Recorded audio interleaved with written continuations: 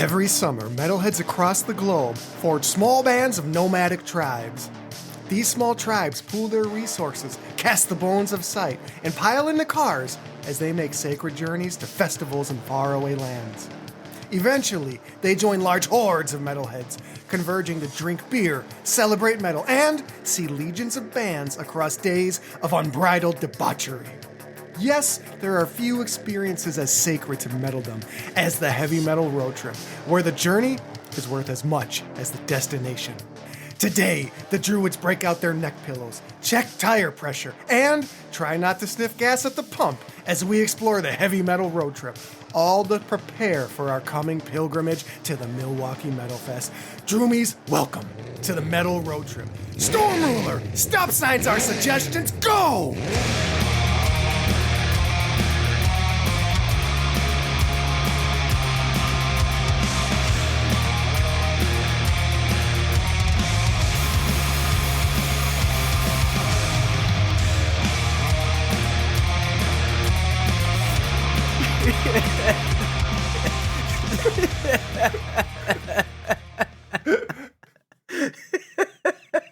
Let's fucking go, baby. Yeah, that was good, man. That was real fucking good. Get me fucking jacked up. No matter what, not huffing gas at the pump gets me every time, dude. It's fucking hard not to huff gas at the pump. Gas, look, if you're not supposed to huff gasoline, it should not smell so intoxicatingly beautiful.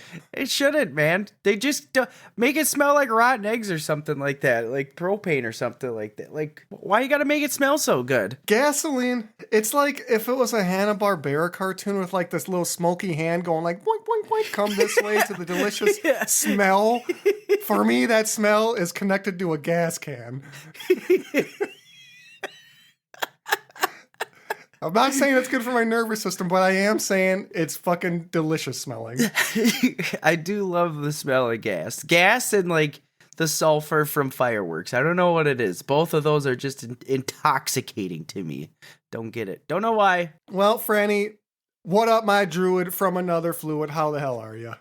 Oh, man, I'm doing real good. And, you know, after that promo, I got super excited and had to check my phone to see how many days we got left to the Milwaukee Metal Fest. And I was very sad to see that we still have a whole fucking 68 days left to go before we get to partake on this pilgrimage. So I got that to look forward to. But yeah, other than that, I'm really good, man. Got a very heated debate last night with the potato farmer about how power metal or Nocturnus is not power metal, but that's something we can talk about off air. But just know, potato farmer, if you're listening, you are wrong. You are wrong. Put a pin in it because we're going to revisit that. We've got a hell of an episode today. We've got scintillating live shows. We've got a breakdown of heavy metal road trips. And of course, Franny, as you have mentioned, we've got more Milwaukee Metal Fest coverage.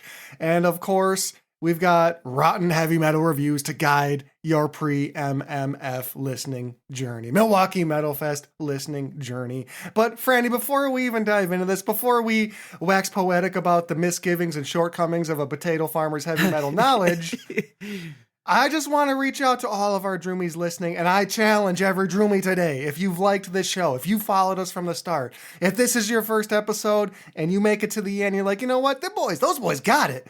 Well, I'm going to ask you to help us grow this fucking druidic black cloth coven. We need you to join in what we are calling our Droomie Drive. I'll be fucking just vulnerable with you here. We don't know how to grow a show, and we are growing. Every show, we grow in our audience, but it's difficult, and it's arduous and painstaking. So we realized we need to personally extend a hand to every Droomie out there with a challenge. I want each one of you to find one other fucking listener, one other potential would-be Droomie. This is a cult, and I'm asking you to go out there and be a fisher of druidic men and women. We've got a Droomie Drive. I want you to find one more fucking listener for this show. That's my soapbox. Franny, Droomie Drive. So it is written, so shall it be done. Exactly. And like Wrecker was saying, if you get anything of value out of this, even if it's just laughing at our terrible, terrible jokes, you know, tell a friend about it. They might like it too. I mean, we have a couple listeners that aren't metalheads, but they just enjoy the show because they find it's funny. So, like, if you feel like somebody will get a good time out of it, just let them know. Hey, dude, fucking listen to this. You know, this isn't a request. Fucking listen to it, or I will break your knees. Well, that's our little pitch as we go into this intro on a winter to end all winters here in Minnesota. This is look at. I feel like this show, Franny, aside from just giving a lot of metallic sort of coverage, we've also been able to let people know how miserable the weather in Minnesota can be. We love this state, but the weather, my God, we are amidst the 8th snowiest fucking Minnesota winter in history, on the cusp of being the 7th snowiest. So all that is to say, this winter for me, Franny, it's been just about distracting myself long enough so that I don't put my fucking head in a microwave just to feel something other than the soul-crushing, bleak reality that this winter still has months to fucking go. Oh, God. Seemed like it is never ending. It feels like I'm Phil in Groundhog Day, just waking up every single fucking day with a never-ending, unyielding winter that just keeps on giving. It's the gift that you don't want to keep on giving. You know what I mean? It's fucking terrible. It's fucking terrible. Just when you think you're on the edge of, like, no snow. Oh, spring's just about here. I see 48 in the forecast. Oh, what's this? 6 inches of snow and, like, -9 degrees out with a windshield? Go fuck yourself. Oh, God. So bad. And if this is Groundhog Day and I'm Phil, I'm the version of Phil before he learns piano, before he finds meaning. I'm the version of Phil on that roof ledge with the cinder block tied to my waist. I'm that version of Phil that's on the train tracks just waiting for that locomotion to give me sweet release from this hellscape. So, bottom line, I've been surviving this winter by going down rabbit holes and just finding things to be interested in. One of those rabbit holes recently, I know this is random as fuck, but Whitney fucking Houston. I had to go back. Whitney Houston is like, has there been this is a metal show, so let's talk about Whitney Houston for a second. Has there ever been a better fucking singer in the history of music than Whitney Houston? Oh, God. It's a rhetorical question because the answer is fucking no, Franny. Look, I recently rewatched her national anthem from the 1991 Super Bowl, and I'll be damned, despite our political divisions, after watching that rendition of the national anthem, I was basically walking barefoot to the nearest enlisting office to serve in any foreign war possible, because she's so goddamn compelling. I could listen. She's so good, she could sing the fucking dictionary, and I'd be like, that was a good-ass book. That was the best song I've ever heard in my entire life. She could sing the Unabomber Manifesto, and I'd be like, this dude's got a point. Yeah, sign me up for some shit, dude. Like, she's spitting hot fire facts right now. I've been going down YouTube rabbit holes. Whitney Houston's just the start of it. I've been cooking like crazy, Franny, and oh yeah. I actually recently been dabbling in a little bit of baking, and baking, of all the culinary practices, is by far the most metal as fuck style of cooking. Just the level of technicality, there's absolutely zero errors allowed. It's soul crushing. If you have like a smattering of baking soda where you meant to have baking powder, you're fucked. If you use too much butter, you're fucked. If you don't put enough egg whites in, you're fucked. Everything you do with baking leads to bad results. It makes me feel like I'm listening to a depressive black metal album.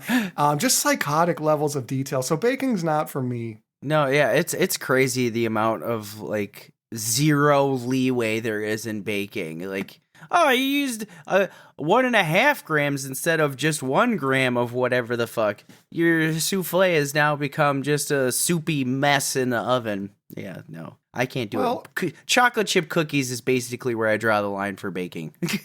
I also just don't like how recipes will say it's like 30 minutes of preparation, and then like you're like, oh, okay, I can do this on a Wednesday night, and 7.2 hours later in real life. Yeah. And then like you fucking expect to be like doing some basic measuring of flour, but next thing I know, I'm like juicing Brussels sprouts and milking almonds by hand. It's a lot of extractions I wasn't expecting for a Wednesday night. I'm trying to get juiced over here. I'm not trying to do the juicing. Oh, God. So I've been doing some cooking. I also, I saw the Oscars. I saw Brendan Fraser, get a little award. And I got to say, I watched The Whale, and it's a fantastic movie, Franny. And it fucking just made me hungry watching that movie. Like, no it is shit. dark. He's eating so much delicious food. And I just, I know it's a dark ass story, but who's kidding who? I feel like there is a part of you that just wants to pull your little car up next to the woods with the briefcase full of KFC and just fucking let go. Like, I don't give a who's the kidding most who. depressive thing I have ever heard come out of your mouth, dude. Jesus fuck. I watched The Whale, and all I wanted to do was drive next to the nearest wooded parking lot I could find with like a pallet of Bagel Bites and a wheelbarrow of ranch and just give in. Fucking go to town. Oh, Just my go to God. That movie was fuck, disturbing as fuck, and it had a lot of just disturbing scenes. Like, there's this opening scene where he's jerking off, and he starts to have like this cardiac event, and he's clutching his arm. Yes, this is like how the movie opens. He's jerking off, and he starts to have a cardiac event, and he starts to clutch his arm. But me, being a dum-dum, I couldn't tell if he was clutching his arm because he was afraid he was going to die, or if he was like rubbing his cum into his shoulder because he couldn't get up. And so, like, I don't mean to paint such a visual fucking picture, but when you see this film, you're going to know this exact scene I'm talking about. So, bottom line, I loved The Whale. It's another rabbit hole I've had to distract myself from this winter with, and it's a great movie with some disturbing things to behold. So I look forward to, you got to see that one. Yeah, I'm going to have to check that out. It's on the watch list for Mrs. Franny and I. So, yeah, we definitely got to check that out. But I'm a little bit more reticent now with the whole jerking off, like cum shoulder rubbing scene that you're talking about. I do have some apprehensions now. I'll tell you what. The movie's got just all kinds of strange scenes, and that is least of which I should be mentioning. But and I saw some fantastic shows, and before I even launch into talking about a band I'm really excited about, Thulcandra, let me just say, first of all, before this show, I drank a Long Island in a can. And oh boy, it's this. Oh God. Okay. if I were to stack up the bad decisions in my life, if I take a holistic view, I'm on my deathbed of my life and my biggest regrets in my life. I can safely say right now, from my position to you today, that drinking a Long Island in a can, easily top 5 worst decisions of my life. I mean, I guess after doing this, I got to just say, first of all, where's your life at if you're drinking a Long Island out of a can? Oh man, it's not good, man. Like, I remember you texting me about this. You were like, I'm about to drink a Long Island iced tea from a can. How bad can it go? And I was like, well, it's going to go either one of two ways. It's going to be either insanely good and they need to immediately increase the price of these things tenfold, or it will be the worst thing that you've ever had in your entire life. And you're probably going to have to shit and vomit just to like void yourself of the bad decisions that you made. I'm assuming it was the latter. Franny, I know meth is dangerous. Oh, God. But have you ever had a Long Island? Look, I can't. We live in a country where weed is illegal, but Long Islands aren't. Oh my God.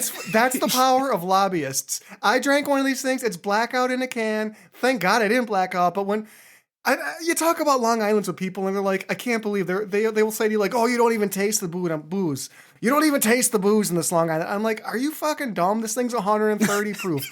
The only people that say you can't taste the booze in a Long Island are the most hardened of alcoholics. It's 100% booze. If you stood next to a match, it would explode. Just a whole string of events that make up a day where you see a Long Island in a can and you think, yeah, I'd like to try that. That is a Greek tragedy. And why am I telling you?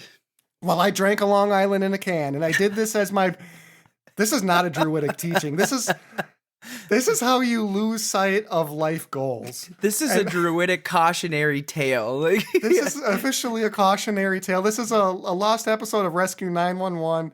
Neckwrecker had a Long Island in a can, and I went to a concert. Well, I was preparing for a show I was really excited about. I was seeing a Thulcandra, Wolfheart, Obscura, and the Italian purveyors of symphonic death metal, Flesh God Apocalypse, as the headliner. So I was pretty jacked up for this show. Long Island can aside, Blackout in a can aside, I went into it with high expectations, and I'm happy to report it did not fucking disappoint. Now, hell yeah. I got to get, Concert Survival Guide, going back to that. This show, once again, had a line.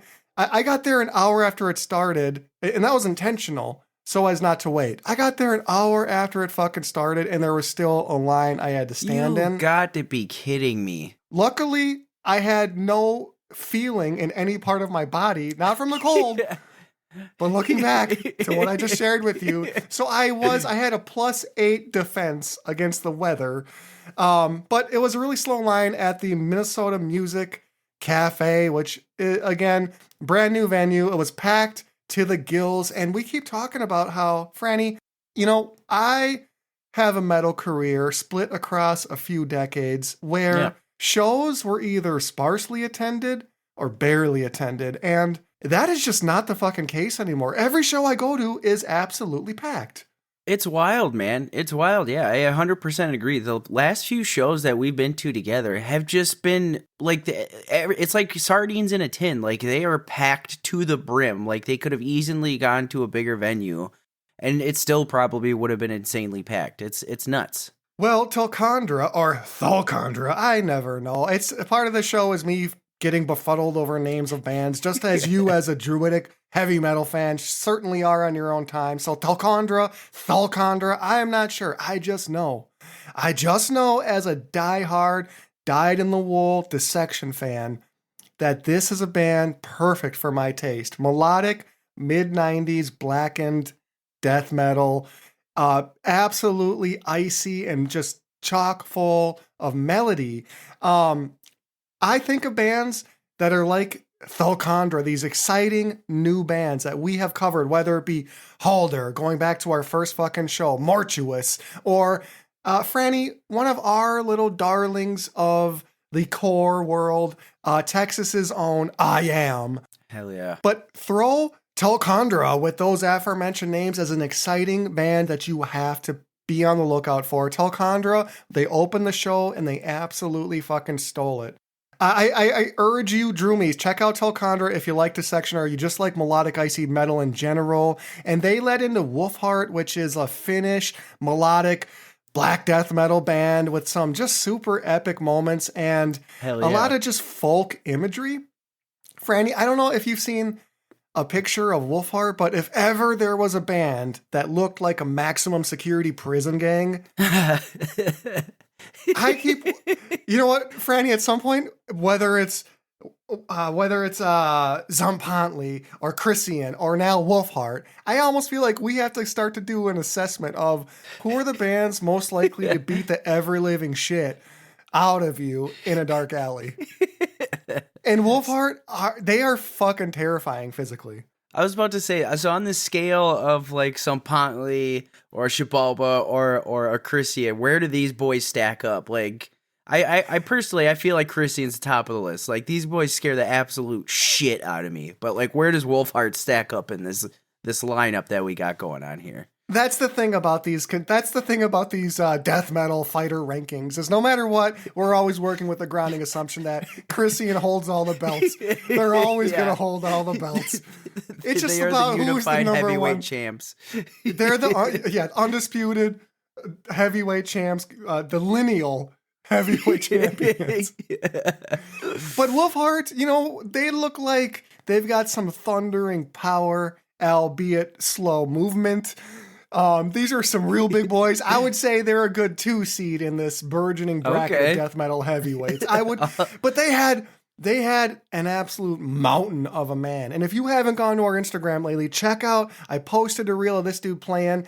I had my lens zoomed all the way out, but he was still taking up 90% of the view. Oh, God.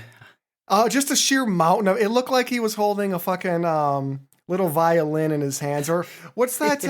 He had a ukulele, but it was a full-size guitar.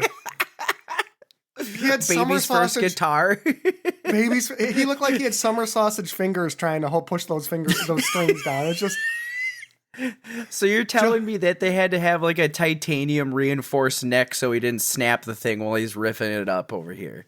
They had to reinforce the fucking building with steel buttresses so that his shaking and gyrations didn't send the building down on itself. He looked like a human thumb in a fucking tank top. It was outrageous. I gotta, if this guy ever listens, like, oh, Jesus, just so formidable. Wolfheart was a fantastic band. So now we've got Thulcandra followed by Wolfheart. Love both of them. And Obscura are little hyper-technical melodic nerds from Deutschland who we have seen and we have loved. Oh, man, so great. This was a fantastic show. They just kept that high energy up. And Franny, I don't know how a band such as Obscura, which is like this very technical, hard to get into band, they have cultivated like a legit fucking fan base of all ages.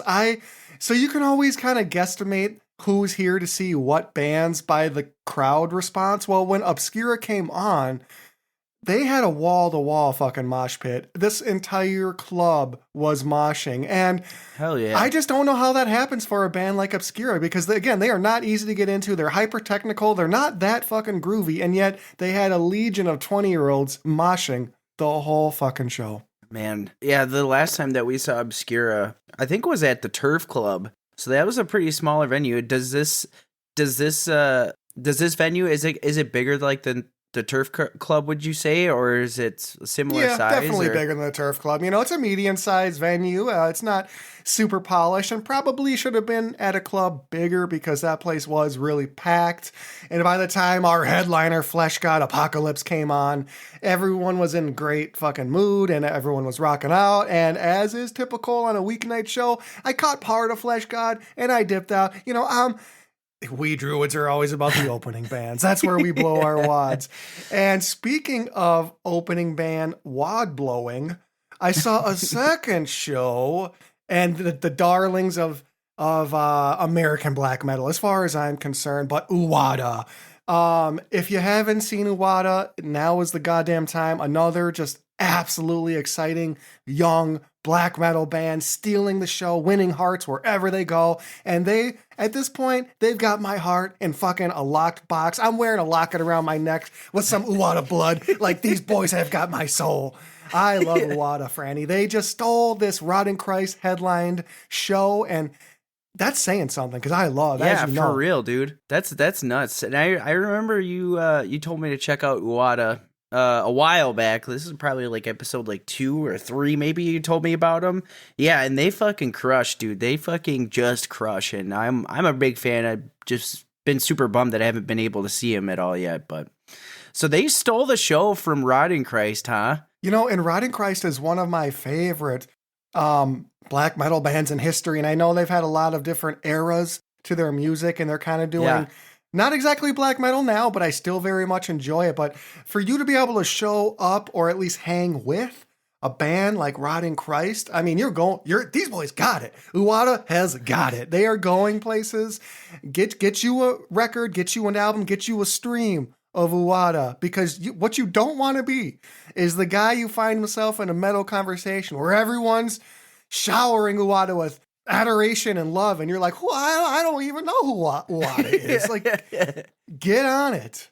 All right. So they let into Carrick Angren, who look, I'm not going to say their fellowship. I just don't give a shit about Carrick Angren that much. I mean, they've got a really cool live show, and I like what they do, how they visually present themselves. But here's where they lose me: is they are a band who are largely driven by the keyboard. And when you see a metal show, it's almost never mixed well, and you can't fucking hear the keyboard. So when I hear them live, and this must be the 4th time I've seen them, all I hear are blast beats the whole goddamn time. So it's just, sure. I don't know, Franny, there are some bands I just would rather listen to at home. And for me, Carrick Angren is one of them. But, Rotting Christ, they blew me away. They never disappoint. Some of the best guitars you'll ever hear in heavy metal. So, Oh, yeah. Of all these bands I've broken down for you at a high level, Thulcandra and Uada are the 2 that you need to walk away with. If you haven't listened to them, get on it. So check out Uada and Thulcandra. Got it. I like I said, I have checked out Uada, but I do need to explore Thulcandra more based on your recommendations of the show and how they sound. So, Oh, yeah. Drink that coffee. Yeah. Hydrate those vocal cords. Yeah. Take a sip of that coffee and follow it up with some H2O. Some H2, yeah. Well, Franny, as has been discussed, we are here to give a Metal Road Trip 101, a survival guide of tips and tricks that we have accumulated over a number of years of attending metal shows and festivals. And of course, calling back to our Concert Survival Guide 101, there are some distinct overlap between these two topics, but preparing for a road trip or preparing for a festival looks a hell of a lot different than just, your little Tuesday night Uada show. And we're just perfectly positioned right now on the eve of the Milwaukee Metal Fest.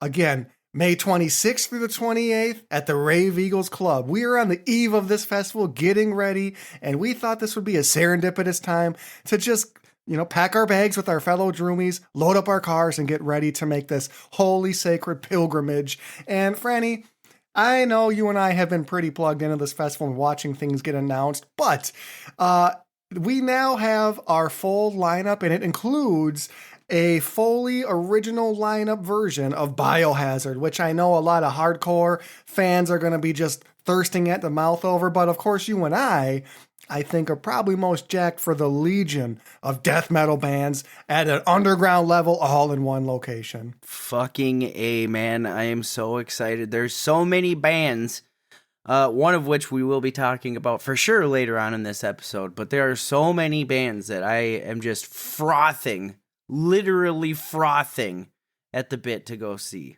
I'm frothing at the waist for this fucking festival. Okay, I'm frothing all over the place. I'll tell you that There's right now. so much froth. There's froth coming out of every orifice.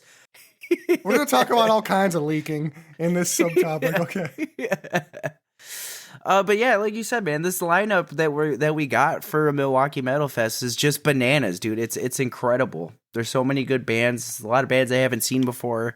Some bands I've never even heard of before. But either way, I'm excited as fuck to go see them. Well, Franny, I think the first part of preparing for the Milwaukee Metal Fest and any road trip festival destination, first you got to know a little bit about where you're going. You got to do a little bit of recon because you may be going into hostile enemy territory. And Franny, you and I, as literate Minnesotans of, I would say, above average intelligence, we know just by stepping foot into Wisconsin, we are in enemy territory. We are, in the eyes of the Milwaukee common folk, we are the elitists coming from the Twin Cities with our wealth, with our knowledge, with our teeth still in our mouths. And we are outsiders to these people. So, Franny, we just have to first get ready for Wisconsin. We have to get ready for Milwaukee because this means getting there means crossing through town after town of cheese curd pounding, cheap beer swelling, cow pushing degenerates. And I'm talking about Wisconsinites, or as we call them here in Minnesota, assholes.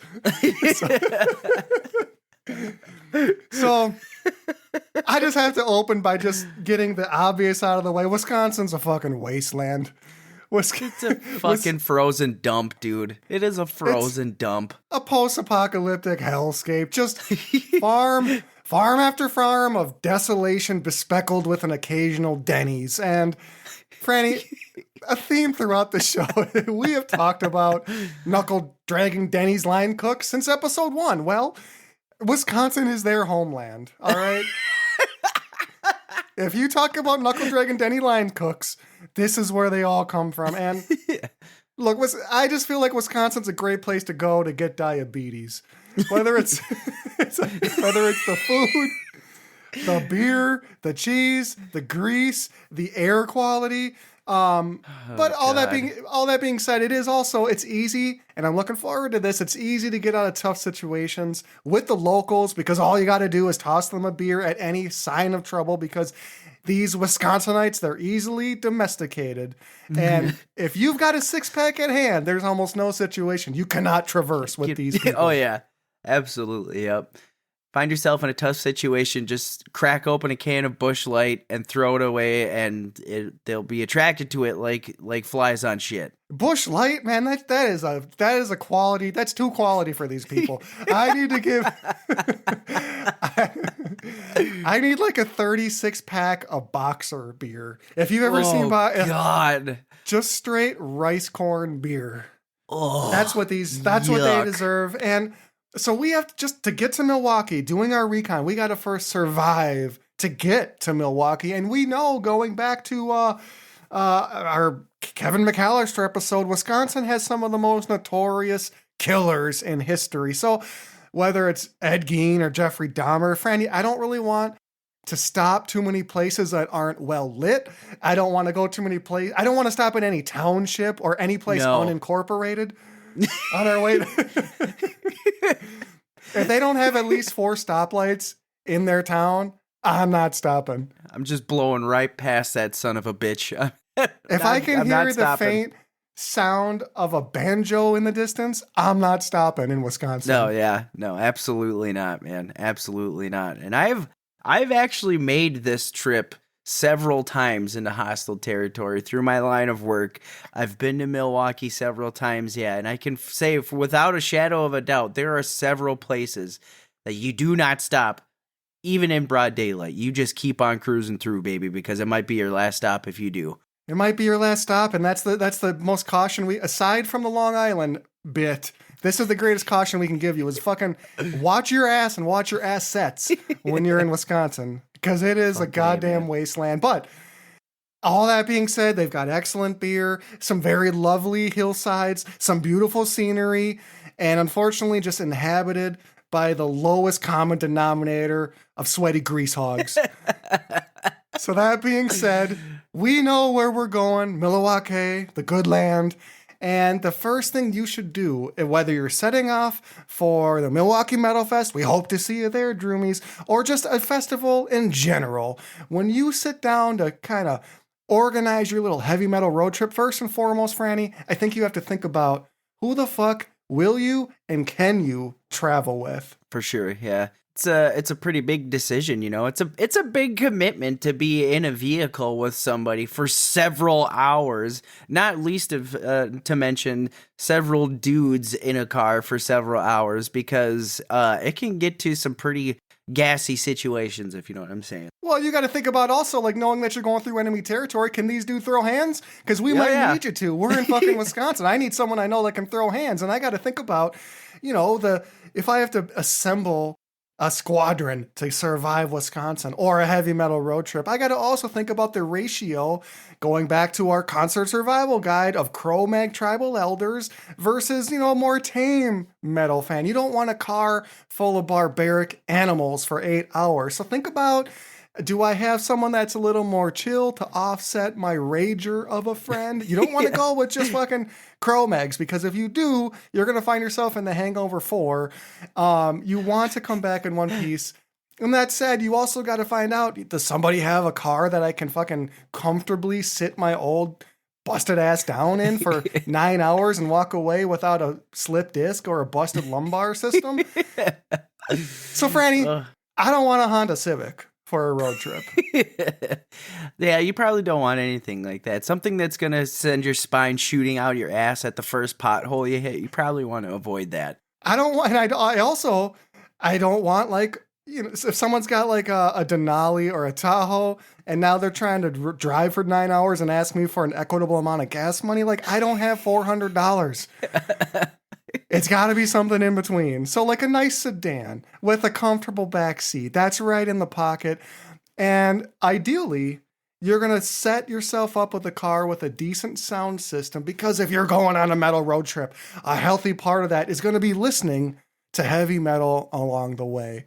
Absolutely. You got to get yourself jacked for the insanity that's you're about to partake in over the weekend. So you got to get ready for it.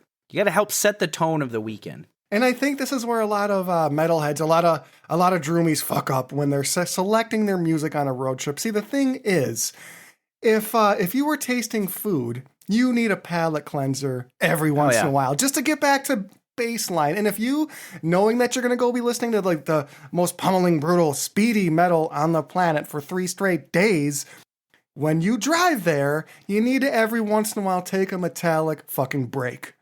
Oh, yeah. And that's where it's like key. You've got to have at least one Phil Collins album on your road trip.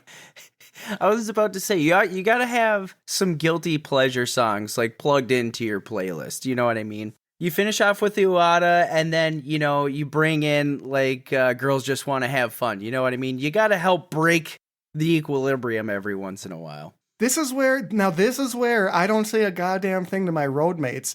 I will just seamlessly slip in some Whitney Houston between Pissgrave and Witch Vomit. And everyone kind of looks at each other like, what the fuck are you doing? But no one says turn it off. No one dares because they all want it. This is where a little Kissed by a Rose comes in. Oh, boy. I'm telling you. So here's the thing is on your road trip, think about what you're listening to and take fucking breaks. Pace yourself on the heavy metal, because if you're burnt out, by the time you get there, you're going to be no fun to be around. So you're trying to prime yourself for this festival. You're not trying to blow your wad on the drive out there. So this next part, Franny, I think is probably the most pivotal variable in whether or not your trip is going to be a success, on whether or not you're going to get there and need hospital care or not. And that is the food you eat on your drive. Oh boy. This is like the most important topic that we could be talking about, like on the drive while we're making this pilgrimage. Because as you alluded to, this could set up a really nice car ride, or this could set up probably one of the worst car rides you've ever had in your entire life. You know, Franny, whether it's gun violence or toxic pollution or a broken political system, America's got a lot of problems. But spearheading all of those problems at the top of the fucking list is gas station food. And if you're talking about doing a metal road trip, you need to think ahead and bring some decent snacks with you, something with protein, something that's well balanced with nutrition. Because if you don't bring decent food with you on the front end, you're going to fuck up and, of course, end up stopping at a gas station to eat. Now, I know times do be getting desperate out there.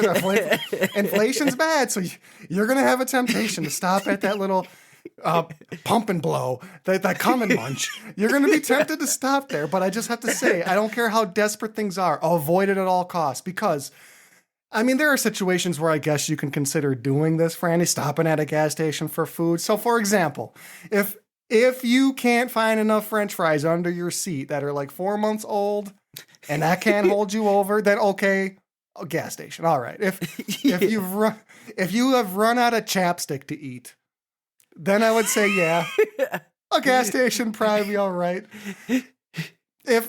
Franny, if you've just eaten a vending machine sandwich inside of a human porta potty and you think, I'm still hungry, then yes. Oh my God. Yes, in that desperate, highly specific situation, consider gas station food.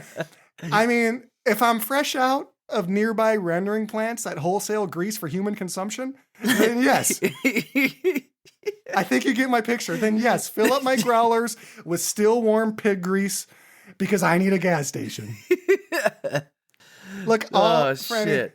The whole thing is that there's an etiquette to a road trip, a social fucking contract, and that contract is understanding that gas station food is not fucking food. No.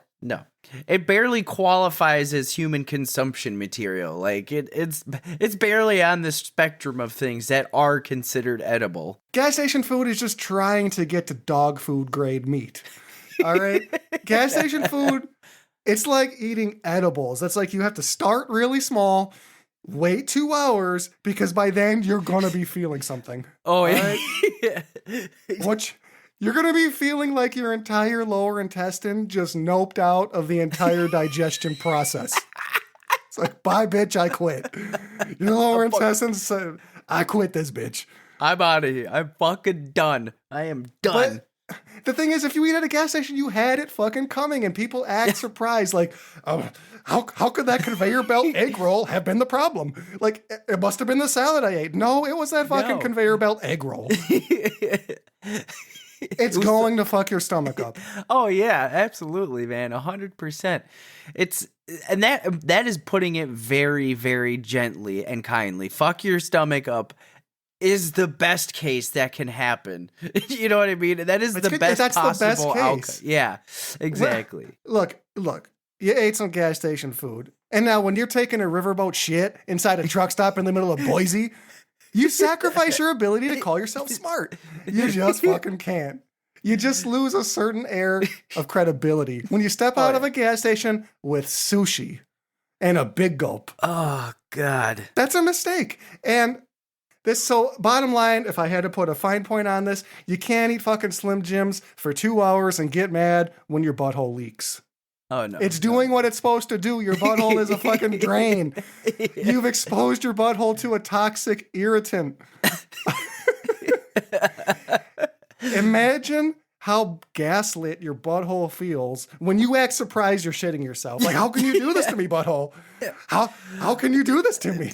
Like you have abused me. This is on you. This is your fault.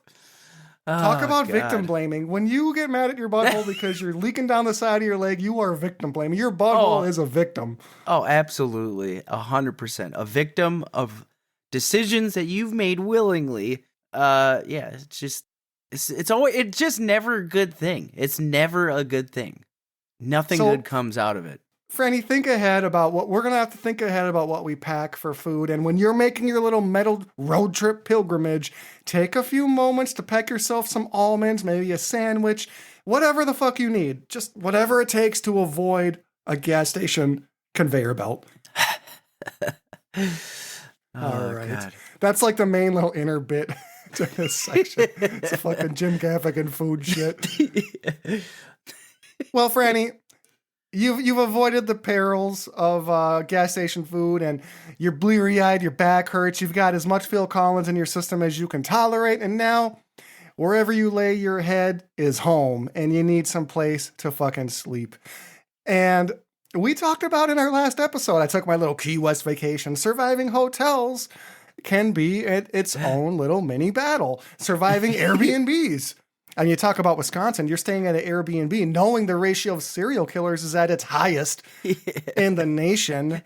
Airbnb is a dangerous fucking place in Wisconsin. Per capita, highest in the country for serial killers. Wisconsin. When I book an Airbnb in Wisconsin, my number one question is this a basement room? Because if it is, I'm fucking running. I'm out of there. I'm out of there. I'm running, and I'm also making a fucking report to the FBI immediately. Well, you stay at a hotel. I think I didn't think I would have to talk about this, but on the heels of my Floridian adventure, I think the first thing I want to know is, does this fucking hotel room have blood clot sheets? Because if it does, I don't want to stay there. And it certainly shouldn't have 4 stars. If you have blood clot sheets, you are a 3-star at best, sir. At best, oh yeah. And when you go on a road trip, you talk about trying to save a little money, Franny. Now, this is something in my 20s I'd probably be more apt to do. Now I'm kind of flirting with having a little more dignity. But cooking inside of a hotel room. How do you do it? What do you bring? What do you cook? Let me tell you, once upon a time, I was known to bring a panini press with me, to bring a George Foreman grill. You go in the bathroom, you turn the fan on, and you start cooking in the bathroom. And I'll be damned. Oh my gosh. One time I went to this festival with 4 other dudes, and we thought it'd be a good idea. We got 2 beds in this room and a blow-up air mattress. And for food, we brought a shit ton of hot dogs, and I kid you not, beans and onions. Oh. So we're sitting there like a group of fucking degenerates. We're just a group of degenerates roasting hot dogs inside of a 2-star Motel 6 bathroom, eating beans out of a can, and then going to a show and swilling cheap beer for 8 hours. Can you guess how the night went? Oh, God. I imagine it smelled like sunshine and daisies in that room. That room smelled like solid shit by the time the morning rolled around. Just a solid block of shit in the middle of the room, like permeating. It was the middle of winter, and the humidity level in that room had me feeling like August. Oh my God. Oh. I had dewdrops all over me, but I wasn't sweating. It was horrendous. So That is the wh- worst wh- thing I've ever heard. Fuck. when you Ugh. book your little room, aside from avoiding an Airbnb in a basement, think about what kind of food do you want to bring? How do you want to handle that situation? Most places are going to have a little pocket fridge, and you can store some perishables in there, but you want to bring something in the morning that doesn't require a lot of effort. And you definitely, if you're sharing a room, you want to think about, does this food make me bloated? Because if it does, it's a bad fucking choice. I can't get the vision of you with like fucking shitty dewdrops like on your forehead out of my head. Like I woke up with I want to Mountain Dew avoid shit that drops. at all. I want and need to avoid that at all costs. It was horrendous, and we had 4 guys, 2 beds, and an air mattress. So we kind of had a Rochambeau for the beds, and that left 2 guys sharing 1 air mattress, and they slept toe to face, foot to face, and they had. And here's this. Check this out. Here's the worst thing about it. They had 1 blanket, and they were farting, both of them, all night long. Oh my god. So okay, so these 2 guys are on the floor on an air mattress just farting constantly, but then everybody else in the room is farting, so all that heavy like sulfur infused ass gas is just seeping down to like where their level. Oh my god, it must have been the worst thing in the world. Oh, methane's heavier than air, from what I understand. So the bottom 2 feet of that room just looked like a foggy lake in the morning. And when we got up, I was like, no. My friend goes to turn the light on. I'm like, stop, don't you flick that light switch. Because if a single spark had entered the air, that whole goddamn room would have exploded. Oh my god. So the other thing about hotels is you got to consider the snoring factor. If you're going to share a room with someone else, I try to I'll just flat out ask someone, like, are you a fucking bear at night? Do you have a CPAP machine? Because I don't want to share a room with someone that snores like that level. So think about that. And lastly, I know we're going to Wisconsin, Franny, and I know there's a lot of degenerates, but don't fucking hotel hot tubs. My God, if you're fucking in a hotel hot tub, if you're one of the lucky few metalheads that has a partner of the opposite sex coming with you, and you've had a few drinks, and you're like, oh, what could be a good capstone to this evening? Fucking in a hotel hot tub, it ain't it. That is bottom of the list. Just don't fucking do it. Oh god. Well, just fucking avoid it at all costs. Like, I can't tell you the horror stories I have heard from hot tub fucking. It's never good. It ends bad for both parties. Just don't do it, guys. Just don't fucking in water is something that sounds cool, but in practice is horrible. There's just no need for it. It's not. It doesn't feel good for anybody. You're introducing a host of bacterial microorganisms into your person that could cause all sorts of UTIs and less desirable outcomes. So stay the fuck back from the hotel hot tub. Just don't do it. Soak in it if you want, but don't fuck in it. Well, now, Franny, we've talked about avoiding gas station foods. We talked about cooking in a hotel room. I think it also begs to be mentioned when you're going through such a flyover piece of waste that is Wisconsin that you're going to see a fair amount of roadside traps. And, they can break up the drive. You got 8-hour drive to Milwaukee. You got to take a break here and there. But the thing is, don't underestimate the cult-like power of these roadside traps. These are small towns with a fucking dark side. Picture this. You got your little Geo Metro. It's packed to the gills full of bags. You're weary. You got a 6'6" friend whose legs just need to get stretched. So you pull over. You notice it's the Corn Palace or the Wall Drug, and you think, okay, how bad can it be? So you pull up with your little Geo Metro. You get out, and in the distance, you see a cornfield. And emerging from that cornfield are little blonde children who are all moving in unison and whose eyes are dead.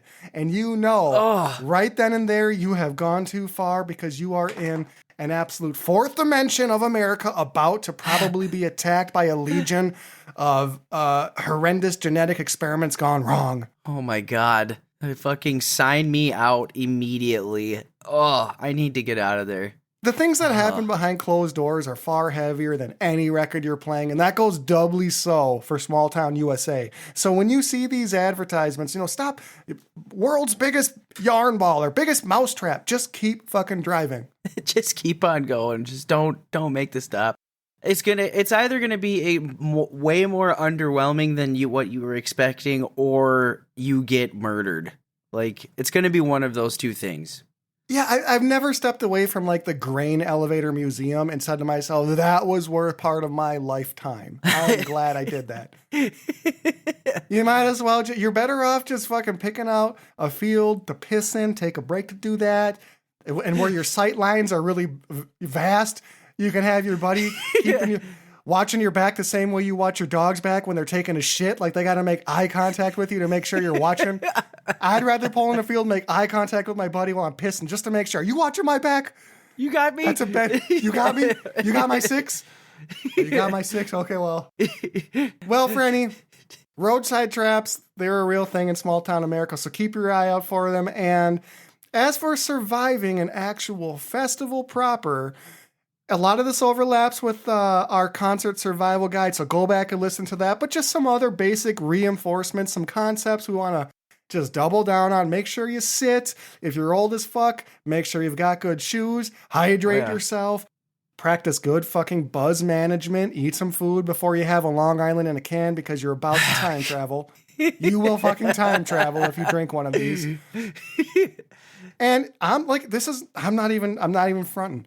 I am considering bringing, like, I'm ashamed, but like a back wrap for later in the night for my lower fucking back. I have flat feet. Standing for 9 or 10 hours for 3 days straight, dude, I'm going to be hurting physically. So, like, tune into your body and make sure you bring ibuprofen, make sure you bring good water, all the food you need to hydrate. When you dip out back to your Airbnb, take care of your body is my final road trip lesson. Franny, what else do you got? I kind of just want to agree with everything you said. Make sure you pay attention to your body. And for those of us that are incredibly flat-footed, a la you and me, I don't know about our other homie that's going to be joining us. I don't know how flat his feet are, but yeah. Make sure you got comfortable fucking shoes because you don't want to be rocking around, bopping around in Milwaukee for 3 days straight in nothing but Doc Martens or anything like that. Your knees, your shins, your back are gonna fucking hate you. Make sure you bring some fucking icy hot or some fucking Bengay or something like that. You're probably gonna get a little stiff from headbanging and moshing, and you want to have precautionary stuff to help you out with that. Well, and it's after like probably day 2 of a festival where you're getting back to your little hotel room, and now that hot tub's really calling to you. Now you're thinking I might soak my joints, but just know, no less than 10 different couples have already fucked in that hot tub before you even get into it. Oh, okay, yeah, so no amount of chlorine, no high temp treatment is going to rid the filth festering in that cesspool of a petri dish that you're trying to soak your joints in. So bring a good balm. Bring some Bengay. Bring some Epsom salts for your own bathtub. And maybe clean the tub out first.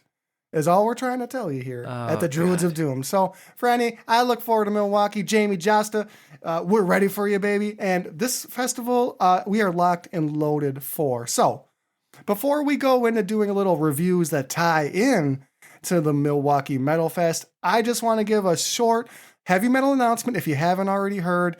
Kind of a sour note, but also I want to give just a little respect for Ozzy Osbourne. So Ozzy has officially announced that he is done touring. His touring days are over. His body just can't do it anymore. And I just want to take a moment to say, call out to the True Sagan Elite, TSE.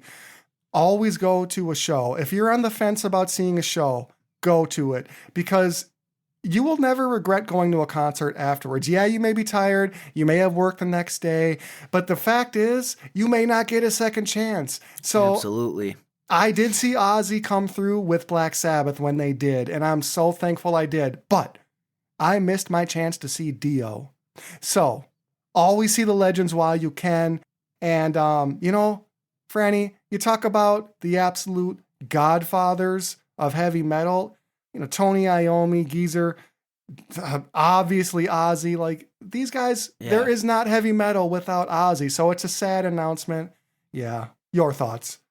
Yeah, I'm like, this was one of those things that when I found out about it, like, genuinely crushed me because I have not been able to see Ozzy. And now, unfortunately, I never will be able to see Ozzy.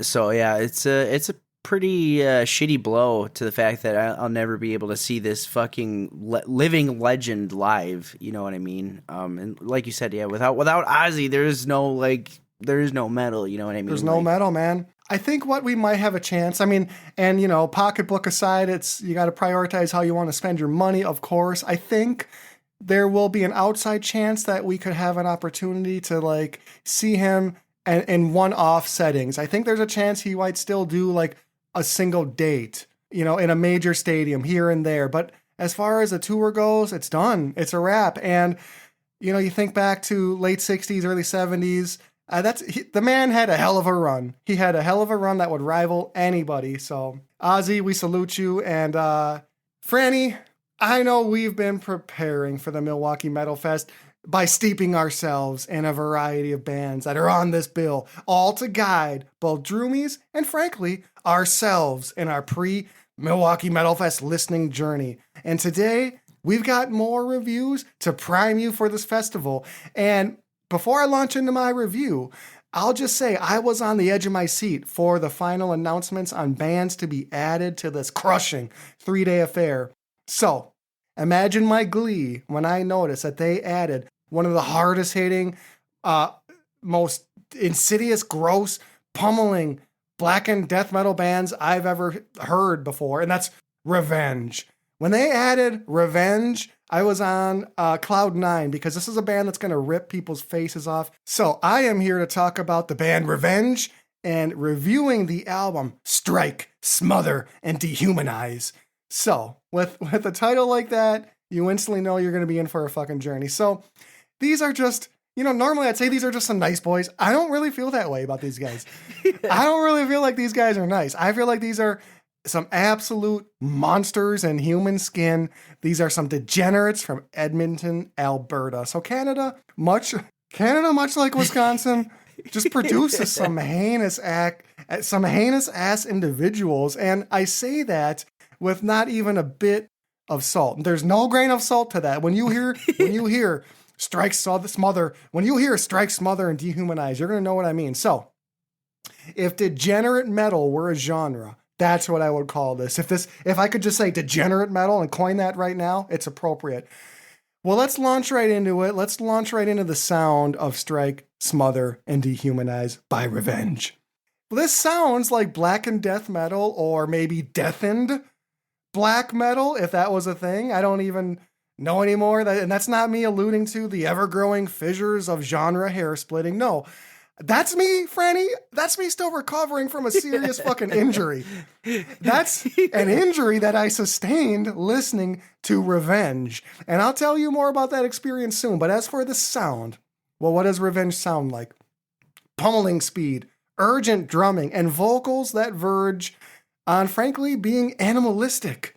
So these vocals are sort of a dual approach. On the one hand, you've got these absolutely maniacal, indecipherable screams from a clearly corrupted mind. And on the other end, you've got these heavily distorted animal-like lower vocals to complement the clearly insane higher ones. So, Frannie, as I listened to Strike, Smother, and Dehumanize, I just kept asking who could create vocals like this. And in that moment, I could imagine myself as a pitiful archaeologist thrust into the world of Lovecraft, just an intrepid traveler at the foothills of some ancient ruins I thought could only be a legend. And as I unearth a hidden cave and follow it deep into the crust, following a dying torchlight, what do I find in the cavernous void? Flesh-eating bipeds from remote antiquity who've clearly devolved to a primal suggestion of something human, something pitiful, pale, malnourished, and barking horrible grunts, wails, and shrieks through sharpened teeth and bellowing lungs. But these are not human vocals that you will hear on this album. Just the level of claustrophobia and fear on this is like getting locked in an escape room with a coked up cougar. All right. Only, Frannie, this ain't a date night Groupon, and that's definitely not Jennifer Aniston in the corner. Okay.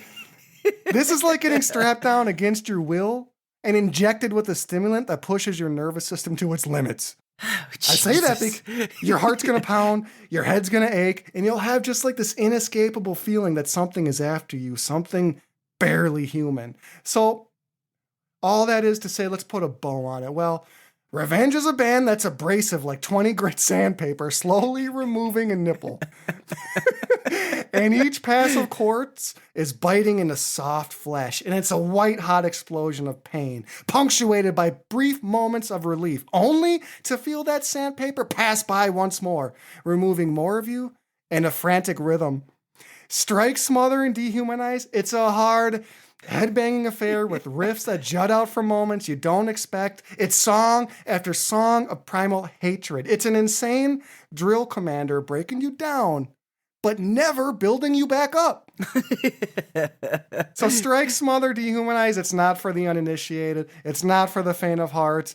You see, much like the title indicates, these boys from Revenge, they fucking sucker punched me. They covered my mouth with a chloroform rag, and as I gasped, desperately trying to gulp mouthfuls of air and only tasting my own blood, I fucking knew my days of a dignified existence had come to an end. Frannie, this album took something from me. Something I can't get back. I give Strike, Smother, and Dehumanize 8 jellied eye gouges out of 10. Check it out. Good God in heaven. I don't know if I want to get my nipples, sandpapered off, but that sounds like it's fucking incredible, man. That sounds like a ride that I want to, like, very cautiously, hop on, dude. Fuck. It's gonna grind your nipple off in the best kind of way. Afterwards, you're gonna be like, I didn't know how badly I just wanted to be smooth, but that was nice. I'm now more aerodynamic than ever. They're gonna leave you more aerodynamic. You're gonna swim slightly faster, but that chlorine's gonna burn those wounds pretty bad. Oh, fucking A, dude.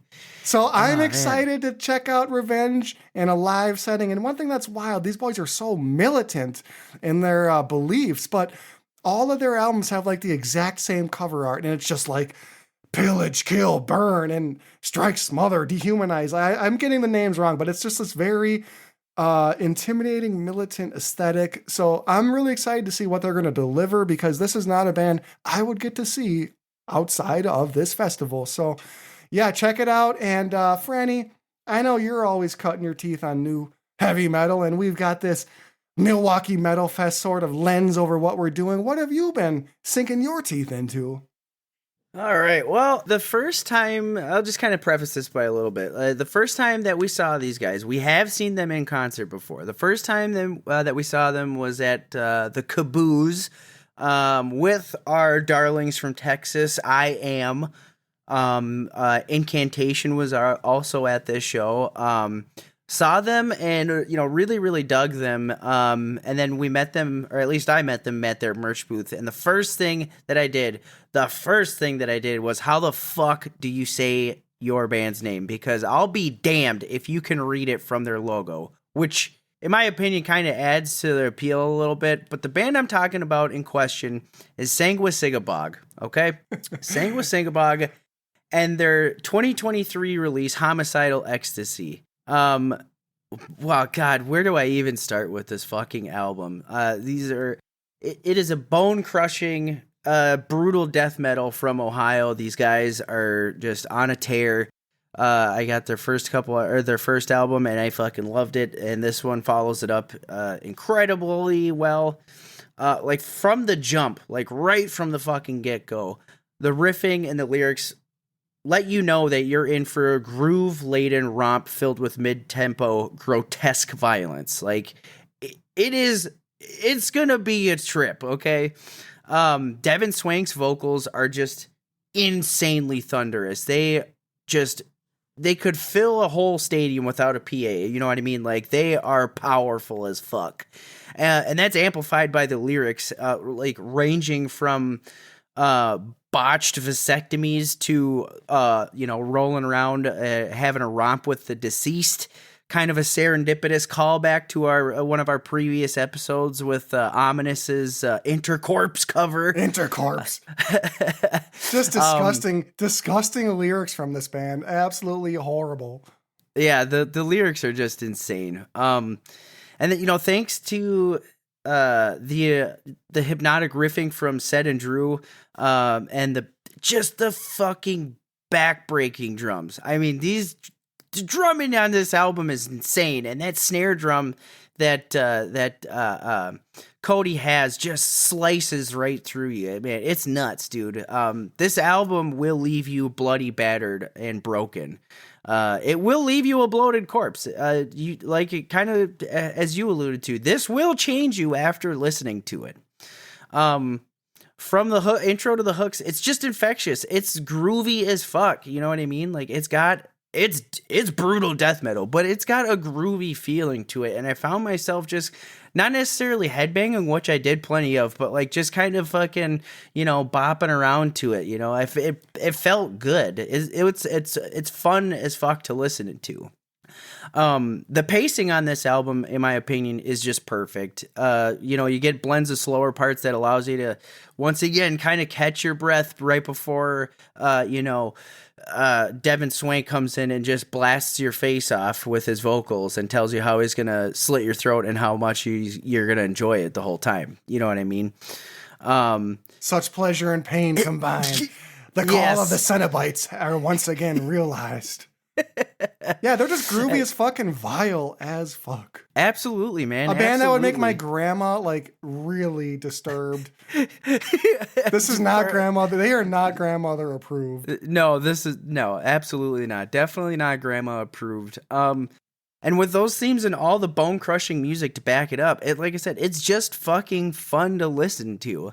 Do I know that he's talking about, getting a black market vasectomy? Yeah. Is it still fun to listen to? Absolutely. You know what I mean? Like, of all the operations to take to the black market, fuck. I know that's the worst one. Getting a Tijuana vasectomy, I give that -1 star. Oh yeah. So all that to say is, not only am I excited about this album, I'm excited as fuck to see the guys at Milwaukee Metal Fest. I will be chomping at the bit to see them. For me, this is an easy 5 out of 5 Franny packs. You know what I mean? Like, I thoroughly enjoyed this album. I had so much fun with it. I've listened to it several times. If you like groovy, thick ass riffs that will wreck your neck, you need to check these boys out. If you like blood-soaked lyrics with drumming that blows a 12-gauge shotgun hole sized through your chest, you need to check these boys out. And if you like brutal-ass death metal that leaves you gasping for air while you wishing you hadn't had so many goddamn pizza rolls before going into the pit, you need to check these boys out. Arguably the least decipherable logo in heavy metal. This side of like Blood Incantation, they are spearheading. I mean, reading metal logos has long been like steeping yourself in Egyptian hieroglyphs, but they take it to a level, and Blood Incantation also, like these droopy, drippy death metal logos where it truly is a pile of sticks and drips and it's just laying there. You have no idea but okay. I feel like I could have a game show of like how to pronounce this band's name, and I know this is part of their gimmick. I still don't know how to pronounce. I thought it was like Sanguisugabogg. Give it to me one more time. Sanguisugabogg. Sanguisugabogg sold pigskins by the seashore. Like, say that 4 times and you're fucking gonna lose your mind. But definitely one of the most indecipherable logos in metal. And Franny, I echo your sentiment. Like, their debut album, it was okay. It didn't blow me away, but their most recent that you just reviewed, that did blow me away. That is groovy as fuck. That is thick as peanut butter in the fridge.